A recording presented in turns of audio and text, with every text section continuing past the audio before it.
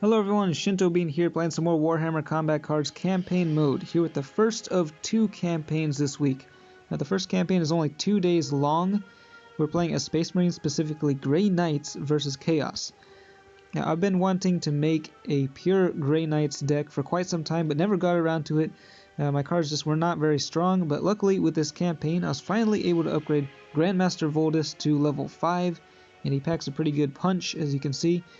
I've got 4 other bodyguards in this deck. I've got the Apothecary, just a regular Battle Brother, the Nemesis Dread Knight, which is the strongest card here, as well as the Paladin Paragon.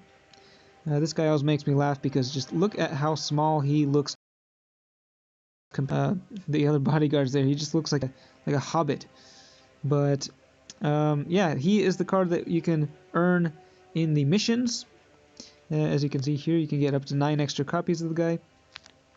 In the shop, we've got a Master Voldus bundle, where you can get extra copies of the Warlord and some other Psychers, as well as coins, for a whole bunch of plasma. I do not have any plasma, so I will not be getting any of those bundles.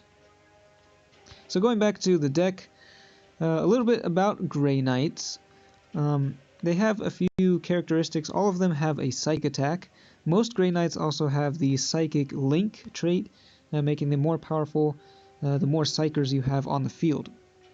And finally, most Grey Knights also have all 3 attack types, which means that whenever the enemy attacks whatever attack type they choose, your units will be counterattacking, which feels good. Feels like they're actually doing something no matter what. The one exception is the Apothecary. He does not have a ranged attack, and his trait is Medicate.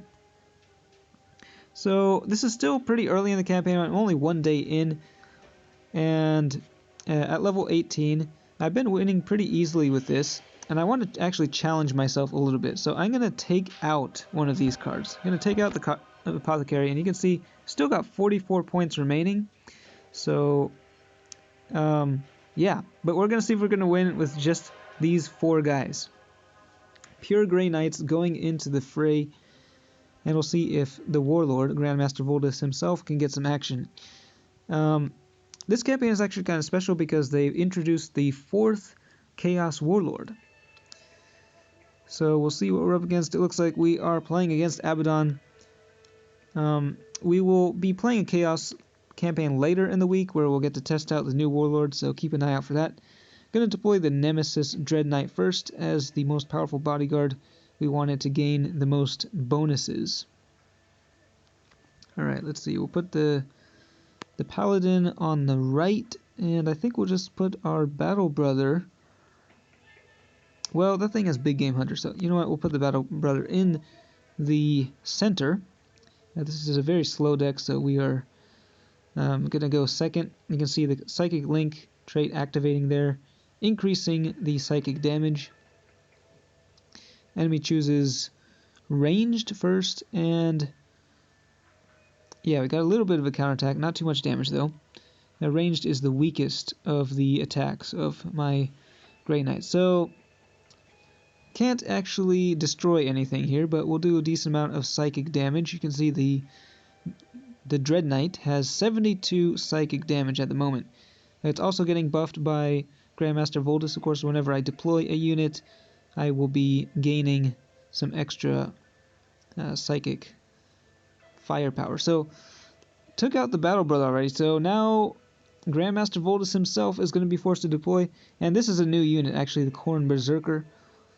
Powerful melee fighter there. So, here comes the Warlord. We'll see if he can actually survive here. He's going to buff up the bodyguards just a little bit more. So let's see how much damage we can do here. 64 psychic damage from the Warlord and 82 from the Dread Knight now. That's quite strong, but I don't know if it's going to be strong enough to take out the enemy Warlords. Let's see what Abaddon's at. Level 4, that's actually pretty high. And they have a Great Unclean One in the middle, so now I'm kind of regretting taking out that Apothecary. That would have helped with the healing. The Dread Knight takes out the Berserker, and ooh, this is gonna be close. We've got yeah, a level 2 Furious Charge there, dealing 30 damage and buffing the enemies, of course. But I think we're actually good here. So this guy, Lucius the Eternal, is very low. We'll be able to take him out with the psychic attack, and I don't think they have enough damage to take out my warlord, so it's going to be fairly close. I would not recommend using this setup, by the way. Definitely use all the points in your deck. But I think we'll be able to pull off a victory here. Taking quite a bit of damage, but we'll be able to dish it out in return, and we do have a slightly charged up melee attack that will finish off the enemy warlord. So yeah, lots of we can do 194 total psychic damage and 163 melee, slightly less, but definitely enough to take out Abaddon. So this was actually the first time that Grandmaster Voldus was able to deploy to the field and get some fighting in. So that was a level 18 AI for the... I'll definitely be putting the Apothecary back in. That was a little bit too close for comfort.